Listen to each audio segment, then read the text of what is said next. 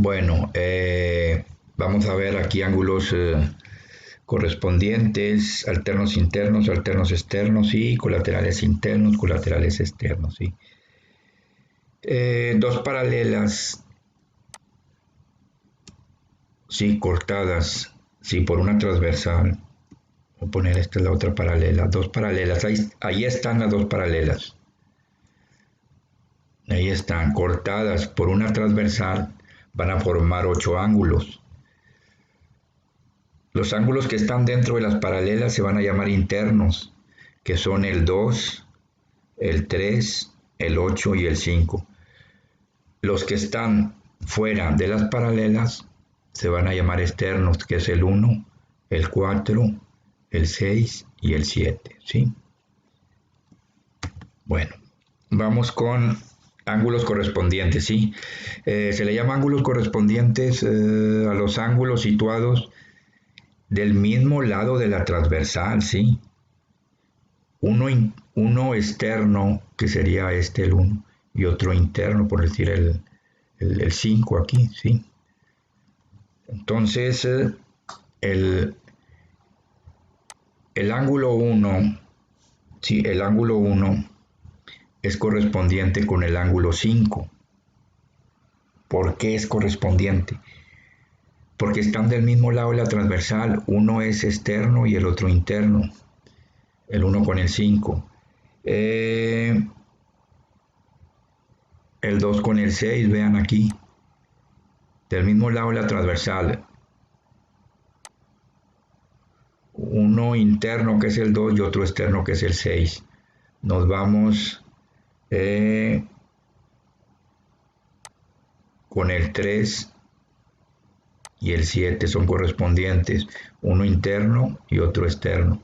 Nos vamos con el 4, es correspondiente con el 8, uno externo y otro interno, ¿sí?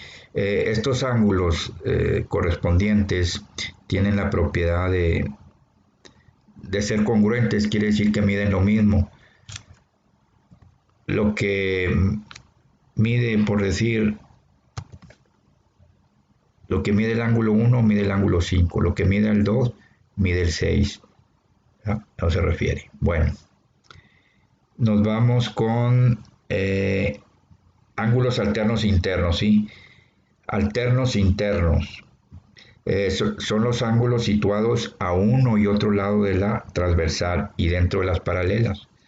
Aquí tenemos, por decir, el ángulo 2 con el ángulo 8, son alternos internos. El ángulo 3, perdón, me fui mucho. El ángulo 3 con el ángulo 5 son ángulos alternos internos. ¿Sí? ¿Por qué? Porque están dentro de las paralelas y están a uno y otro lado de la transversal. Y estos tienen la propiedad de ser congruentes, quiere decir que tienen la misma amplitud. El ángulo 3 mide lo mismo que el ángulo 5. El ángulo 2 mide lo mismo que el ángulo 8. Nos vamos con ángulos alternos externos, situados a uno y otro lado de la transversal, pero fuera de las paralelas, sería 1, 4, 6 y 7, ¿sí? Entonces es el 1 con el 7, este es alterno externo, 1 y 7. Alternos porque cada uno de ellos está de un lado de la transversal y fuera de las paralelas. Y el otro sería ángulo alterno externo, el 4 con el 6. Igual estos ángulos tienen la propiedad de ser congruentes. Lo que mida el ángulo A va a medir el ángulo 6.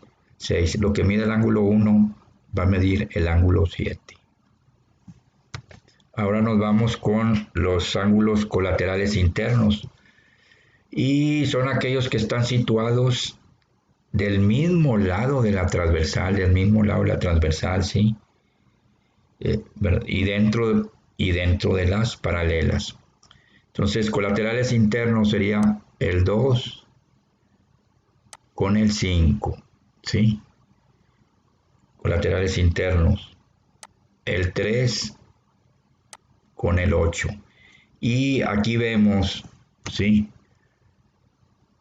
que estos ángulos colaterales internos, que es el 2 y el 5, los ángulos colaterales internos tienen la propiedad de ser suplementarios. Quiere decir que el 2 con el 5 suman 180, el 3 con el 8 va a sumar 180, sí, a eso se refiere.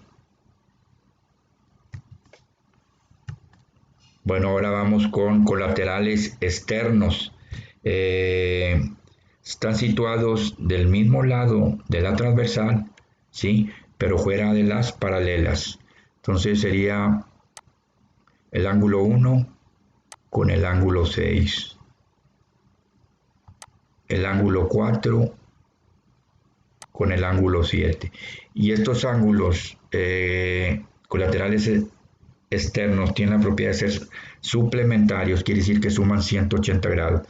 El 1 con el 6 suman 180, el 4 con el 7 van a sumar 180.